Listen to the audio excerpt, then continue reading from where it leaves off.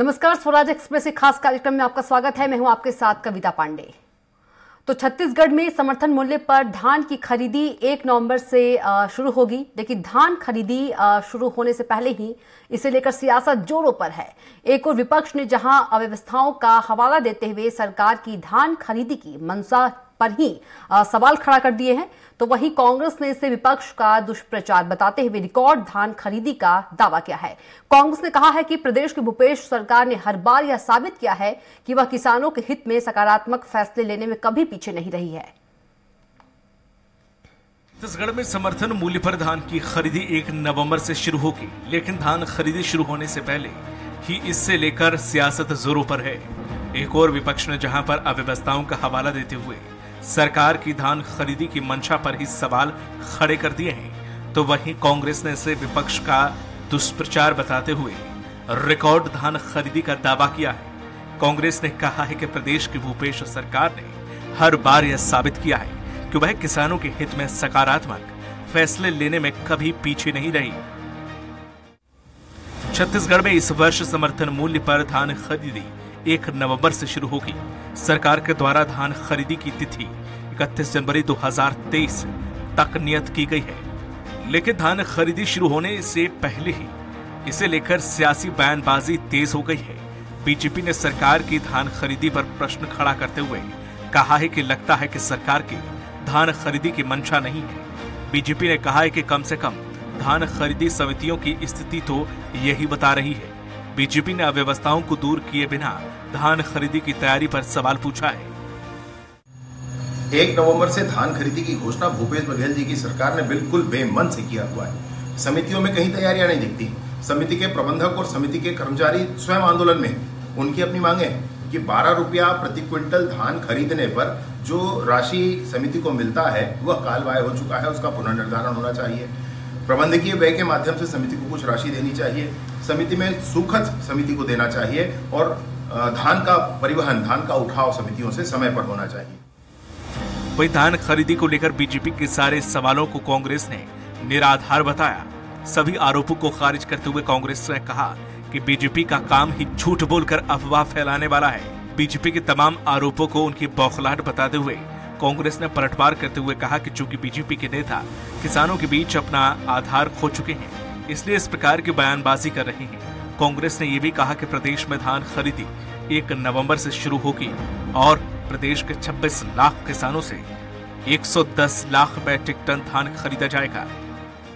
1 नवंबर को प्रदेश के 26 लाख से अधिक किसानों से 110 लाख मीट्रिक टन धान की खरीदी होगी।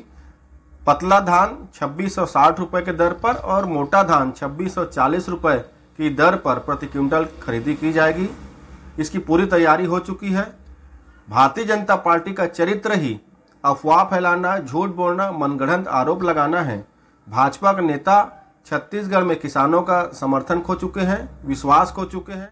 वर्ष 2018-19 में जहां 81 लाख मैट्रिक टन धान की खरीदी की गई थी, वहीं दूसरे वर्ष 2019-20 में 83 लाख मैट्रिक टन धान खरीदा गया। तीसरे साल 2020-21 में बम्पर धान खरीदी का रिकॉर्ड बनाते हुए सरकार ने 92 लाख मैट्रिक टन धान की खरीदी की थी। साल 2021-22 में भूपेश सरकार ने धान खरीदी के सारे रिकॉर्डों को पीछे छोड़ते हुए 98 लाख मैट्रिक टन धान खरीदी की रिकॉर्ड की। मौजूदा वर्ष 2022-23 में सरकार के द्वारा 110 लाख मैट्रिक टन धान खरीदी का लक्ष्य रखा गया है। भूपेश सरकार ने साल दर साल अपने ही धान खरीदी के रिकॉर्ड को पीछे छोड़ा है। मुख्यमंत्री की घोषणा और फिर कैबिनेट के फैसले के बाद यह तो तय ही हो गया है कि प्रदेश में किसानों से समर्थन मूल्य पर धान की खरीदी 1 नवंबर से ही शुरू होगी, जो कि 31 जनवरी 2023 तक चलेगी।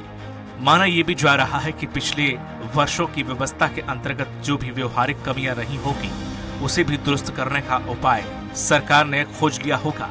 साल दर साल धान खरीदी के रिकॉर्ड बढ़ते आंकड़ों और धान बेचने वाले किसानों की बढ़ती संख्या के बीच विपक्ष के ये आरोप कितने दमदार होंगे, देखने वाली बात होगी। स्वराज एक्सप्रेस के लिए रायपुर से संजय उपाध्याय की रिपोर्ट।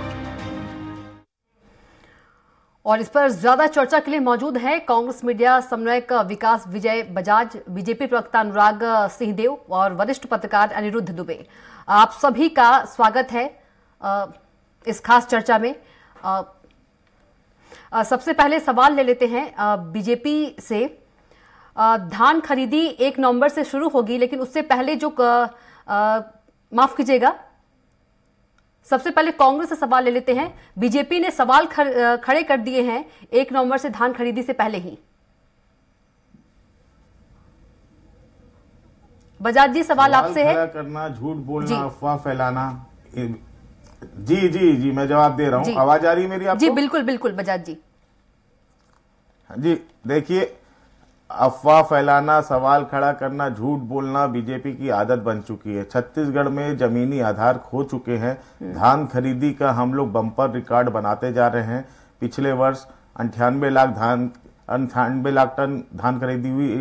इस बार 110 लाख टन धान खरीदी होगी। और जो 2500 रुपए समर्थन मूल्य हम लोग दे रहे, इस साल वो बढ़ के 2660 और 2640 पटला और मोटा धान का हो गया। तो ये स्थिति है कि ये कहीं खड़े नजर नहीं आ रहे, अपने आप को कहीं पा नहीं रहे। तो किसी भी तरीके से किसानों को भ्रमित करने के लिए अफवाह फैलाकर ये कुछ भी प्रचारित करने का प्रयास कर रहे। धान खरीदी 1 नवंबर से होगी। सरकार की पूरी तैयारी है, सब समितियों की तैयारी पूरी हो चुकी है। बार बार ये इन्हीं की तरफ से अड़ंगा डालते, कभी बारदानों की कमी हो जाती है, कभी धान के लिए खाद और खाद की कमी कर देते हैं। तो ये जब ये कहीं टिक नहीं पा रहे हैं, किसानों को जवाब देने की स्थिति में नहीं है, 14 से 15 सीट पे उनको समेट दिया गया है, तो अब ये किसी न किसी तरीके से झूठ बोलकर चाहते हैं कि अपनी जमीन को स्थापित करें और अफवाह फैलाकर किसानों को भ्रमित करने की कोशिश कर रहे हैं। लेकिन भूपेश सरकार, कांग्रेस सरकार सजग है और हमारी पूरी तैयारी है। हम 1 नवंबर से धान खरीदी करेंगे। पूरे 31 जनवरी 2023 तक धान खरीदी होगी और इस बार पुराना पिछले सब रिकॉर्ड तोड़ते हुए बम्पर धान खरीदी होगी। बिल्कुल अनुराग जी, आपने सुना विजय बजाज जी को। उन्होंने किसानों को भ्रमित करने का आरोप लगाया है बीजेपी पर। देखिए कविता जी, अभी तो 1 नवंबर आएगा, उसके बाद जो कांग्रेस के प्रवक्ता महोदय बोल रहे हैं उसकी पोल खुल जाएगी जी, जैसे पिछले 4 वर्षों में निरंतर खुली है जी। ये मैं तो नहीं बोल रहा हूँ, ये इतिहास बोल रहा है कि प्रत्येक वर्ष जब भी धान खरीदी का समय आता है तो ये 1 नवंबर को पहले बदल के दिसंबर पहुंचा दिए। उसके बाद जब लाइन लगती है तो टोकन की कमी, टोकन मिलते नहीं है किसानों को, और उसके बाद यदि धान खरीदने टोकन लेके किसान पहुंच भी गया तो बारदाने का संकट आ जाता है। फिर ये आरोप भाजपा के ऊपर लगाते हैं और फिर किसान बारदाना ढूंढने जाता है, फिर किसान बारदाना खरीदता है और फिर वहां तक लेके जाता है, और फिर कई तरीके के बहाने वहां की इतनी नमी हो गई, इतना ये हो गया, उस तरीके से उसको परेशान किया जाता है और कई धान को रिजेक्ट किया जाता है। तो ये तो हालत रही है इनकी। वर्तमान परिस्थितियों में भी वही दिख रहा है कि ये भारतीय जनता पार्टी के दबाव में, किसानों के दबाव में इन्होंने दिसंबर से नवंबर तो कर दिया डेट, लेकिन आज यदि समिति में मैं 4 दिन पहले पहुंच जाऊं कि उनकी तैयारी क्या है तो देखने को मिल रहा है कि इनके समिति के लोग ही आंदोलन पर है। वो अपनी अपनी मांग कर रहे हैं। पिछले बार जो सुखद के मामले थे वो पेंडिंग है, उसको उचित तरीके से निराकरण की मांग की जा रही है, जो ये इनके सरकार के मंत्री उस पर ध्यान नहीं दे रहे। तो निरंतर आप देखिए कि वहां पर अव्यवस्था का वातावरण है। ये राजनीतिक नियुक्तियां कर रहे हैं वहां पर, जो समिति के प्रशिक्षित लोग हैं उनको हटाया जा रहा है कई जगह पर, तो उसको लेकर वहां पर आक्रोश है। तो इनकी तैयारी क्या है, ये तो तैयारी दिख नहीं रही है, और तैयारी दिख नहीं रही इसलिए बीजेपी सवाल कर रही है। तो ये तो तैयारी दिखाए ना, क्या तैयारी है, और ये गारंटी दे कि 1 नवंबर के बाद कोई व्यवधान नहीं आएगा, तो मान लिया जाएगा कि भाई ये जो बोल रहे हैं वो अफवाह नहीं है, अफवाह बीजेपी फैला रही है। दरअसल इनकी ही तैयारी शून्य है। बजाज जी, अब वरिष्ठ पत्रकार अनिरुद्ध दुबे के पास चलते हैं। अनिरुद्ध जी, आपने दोनों पक्षों के जो जवाब सुने, आप इस पर क्या अपनी प्रतिक्रिया रखेंगे? देखिए, जहां तक मैं समझ रहा हूं कि छत्तीसगढ़ की राजनीति पहले आदिवासी मुद्दे पे केंद्रित रहती थी। 2018 के चुनाव में, विधानसभा चुनाव में कुछ ऐसे समीकरण बने कि राजनीति धान और किसान पर जाकर केंद्रित हो गई है। भारतीय जनता पार्टी के शासनकाल में जब कांग्रेस विपक्ष में था जी। तो उसके तरफ से भी आरोप लगा करते थे कि जैसे कभी ऐसा भी हुआ कि धान खरीदी की तारीख 1 दिसंबर निर्धारित हो गई जी। तो 1 नवंबर से किया जाए, और ये सब तरह तरह की चीजें जो उंगलियां उठती थी, आज वही उंगलियां जो है भारतीय जनता पार्टी की तरफ से उठ रही है जी। और जहां तक के 110 लाख टन खरीदी का जो लक्ष्य रखा है सरकार ने, वो बहुत बड़ा लक्ष्य है जी। अपने आप में, जी। क्योंकि 2019 फिर 20 फिर 21 साल दर साल इस सरकार का लक्ष्य तो ऊपर जाते ही रहा, बढ़ता ही रहा। तो मैं जहां तक कि समझ पा रहा हूं कि अभी 1 नवंबर से धान खरीदी शुरू हो जाए तो उसके बाद क्या स्थितियां हैं वो उसका इंतजार करना चाहिए। अब जैसे जो है बारदाने की बात हो रही थी, बारदाने की कई बार समस्या उत्पन्न हो जाती है, यहाँ पे घोषणाएं तो कर लेते हैं लेकिन वहां पे समितियों की ओर से समुचित व्यवस्था नहीं होती, तरह तरह के प्रश्न उठते हैं। तो मेरा ये मानना है कि पहले उस तारीख का इंतजार तो कर लें। और देखिए क्या है कि कई बार ऐसा भी होता है कि जब धान आके केंद्रों में जब रख लिए जाते हैं तो असमय वर्षा के कारण रख रखाव नहीं हो पाता, धान गीले भी हो जाते हैं और अंकुरित भी हो जाते हैं, तो मतलब लाखों की करोड़ों की क्षति भी सामने आती रही है। तो चीजें तो बहुत सारी सामने आती है, लेकिन ये सारे जो है मुद्दे और सारे विषयों पे बातचीत जो है मेरे ख्याल से अच्छे तरीके से तब हो पाएगी जब एक बार धान खरीदी शुरू हो जाए, और हमें इसकी प्रतीक्षा कर लेनी चाहिए। जी बिल्कुल। अनिरुद्ध जी, आपसे एक और सवाल है। जिस तरह से अनुराग जी ने कहा कि अव्यवस्थाएं हैं वहां पर, तो ये तो पक्ष और विपक्ष, लेकिन आप पत्रकार हैं, निष्पक्ष हैं, तो आप बताइए क्या व्यवस्था है वहां पर? देखिए, जहां तक कि आप व्यवस्था की बात कर रही हैं, तो ये सरकार ही जो है धान खरीदी, समर्थन मूल्य, किसानों के कर्ज माफी, ये सारे वादों के साथ आई है जी। और बहुत सतर्कता से काम तो कर रही है सरकार, क्योंकि देखिए अब चुनाव को बचा है 1 साल जी। अगले साल यही दिनों में मैं समझता हूं आचार संहिता लग चुकी होगी जी। तो अब ये कांग्रेस जो है बहुत सतर्कता से काम करेगी जी, बहुत मुस्तैदी से काम करेगी जी, क्योंकि जो सत्ता में आने का एक प्रमुख कारण रहा है किसान, और अभी भी वही फैक्टर काम कर जाए, इस पे पूरा जो है उनका जोर लगा है। एक तो किसान और धान, और दूसरा छत्तीसगढ़ की संस्कृति। तो संस्कृति जो सेकंड मुद्दा है, और आज संस्कृति पे भी बातचीत चल रही है, सीएम हाउस पे कार्यक्रम भी चल रहा है बिल्कुल। लेकिन जहां तक के जो आप कह रहे हैं कि जो मतलब व्यवस्था की बात है, सारी चीजें, तो ये अब ये आखिरी साल है, ये चुनावी वर्ष ही कहना चाहिए इसको, तो पूरी सतर्कता के साथ सरकार के कदम आगे बढ़ेंगे। बिल्कुल। बजाज जी, आप अपना कोई पक्ष रखना चाह रहे थे, पक्ष रखिए।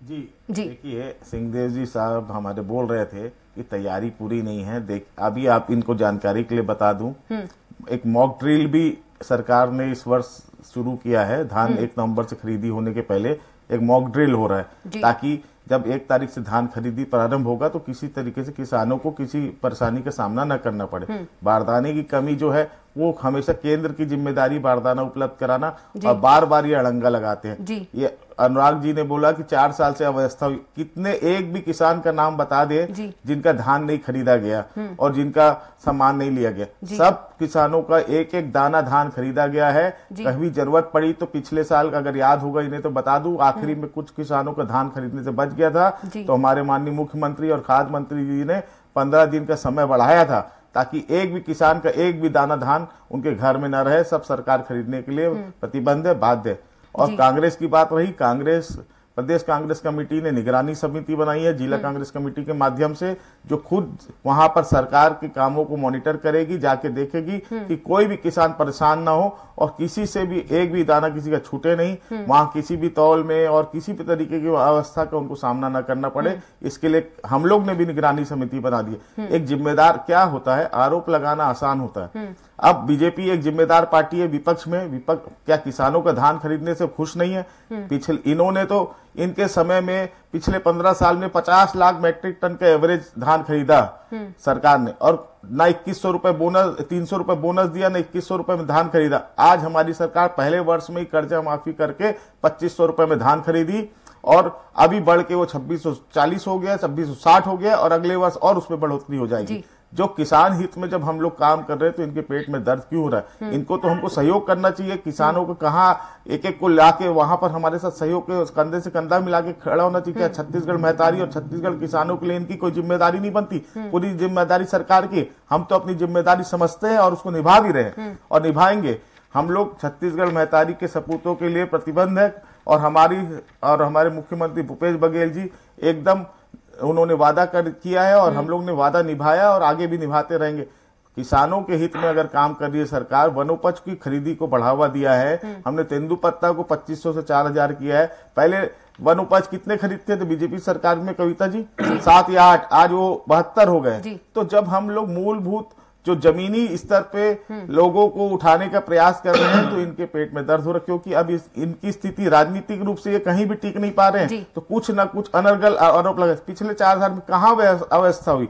सिस्टम है, सबसे बड़ा उत्सव है, सबसे बड़ा त्योहार दिवाली हमारा हिंदुओं का सबसे बड़ा त्योहार है, वैसे ही धान खरीदी किसानों और छत्तीसगढ़ का सबसे बड़ा त्योहार है। तो इस त्योहार को हम लोग बहुत खुशी से और बिल्कुल क्यों ना हो, क्योंकि छत्तीसगढ़ धान का कटोरा जो है ताकत से हम लोग करते हैं। जी बिल्कुल, आपके सवाल के जवाब दे लेते हैं। धान का कटोरा परंपरागत रूप से सालों साल से यहाँ धान की सालों साल से यहाँ धान की खेती हो रही है और यहाँ छत्तीसगढ़ को धान का कटोरा पूरे देश और क्या पूरे विश्व में धान के कटोरे के नाम से प्रचलित है। तो हम लोग की सरकार एक एक दाना खरीदने के लिए प्रतिबद्ध है और कटिबद्ध है। हम लोग खरीदेंगे और हमारी पूरी तैयारी है। बिल्कुल, चलिए बजाज जी, अनुराग जी से आपके सवाल के जवाब ले लेते हैं। अनुराग जी, आपने बारदानों की कमी की बात कही, लेकिन बजाज जी का तो ये कहना है कि आप लोग अड़ंगा लगा रहे हैं, आप पर ही आरोप लगा रहे हैं। बजाज जी देखिए, मैंने कहा कविता जी कि ये कांग्रेस की सरकार जो है, ये सरकार सिर्फ आरोप लगाने का काम करती है, वो भी प्रदेश के पूर्व की सरकार पर और केंद्र की सरकार पर। जी, क्योंकि इनकी फेवरिटी तो सामने आ जाती है। ये बोले कुछ भी, क्या पिछले बार बारदानों के लिए किसान परेशान नहीं हुआ? और परेशान इसलिए हुआ इनकी कमी। बारदाने की खरीदी का ऑक्शन होता है, जो कलकत्ता में जूट कमिश्नर बैठते हैं, वहां पर ऑक्शन होता है। वहां पर किसी भी राज्य सरकार को ऑर्डर देना पड़ता है। उस ऑर्डर के जवाब में वो बारदानों की आपूर्ति करते हैं। केंद्र सरकार को बारदाना नहीं देता है। ये मैं बहुत क्लियर कर दूं, ये एक जूट कमिश्नर है, उसके माध्यम से जूट बारदाने आते हैं। इन्होंने लापरवाही बरती, वो नहीं आया और समय पर नहीं आया, तो ये स्थिति बनी। दूसरी बात कि जहां तक धान खरीदी के चरणों की बात मैं करूं या उसमें भुगतान की बात करूं, निरंतर केंद्र सरकार ने धान का एमएसपी बढ़ाने का काम किया और अब ऐतिहासिक रूप से धान का एमएसपी सर्वाधिक इस बार केंद्र सरकार ने बढ़ा दिया और इनको डिफरेंस राशि सिर्फ 200 रुपए देनी पड़ रही। सेंट्रल पूल में पूरा का पूरा धान छत्तीसगढ़ का खरीदा जा रहा है। ये भी एक ऐतिहासिक पहल है नरेंद्र मोदी जी की, उसमें इनका कोई योगदान नहीं है। इनका योगदान यदि कोई है तो छत्तीसगढ़ में किसानों को रुलाना, अव्यवस्था फैलाना, भ्रष्टाचार करना, रिजेक्ट करना उनके धान को, खाद के लिए उनको परेशान करना, उनको यूरिया के लिए तबाह करना, उनको भुगतान 4 बार में देना 1 साल में। पहले तो हम 1 साल में देते थे, ये 4 साल 1 वर्ष में, वो भी डेढ़ वर्ष हो जा रहा है। एक सत्र का धान का भुगतान ये 1.5 साल में कर रहे हैं। ये ऐसी निकम्मी सरकार है कि 1.5 साल में ये धान का भुगतान करती है। मतलब मैं तो कहूंगा कि पिछले बार का भी बैलेंस है अभी तक। तो इसलिए ये सरकार अपने गिरेबान पर झांकी कि किस तरीके से इन्होंने अभी 2 रुपए में ये गोबर खरीद रहे हैं, 10 रुपए में मिलावटी बर्मी कंपोस्ट बता के उनको बेच रहे। तो ये तो और अनिवार्य है खरीदना। जो यूरिया लेगा उनको बर्मी कंपोस्ट का नकली खाद खरीदना आवश्यक है।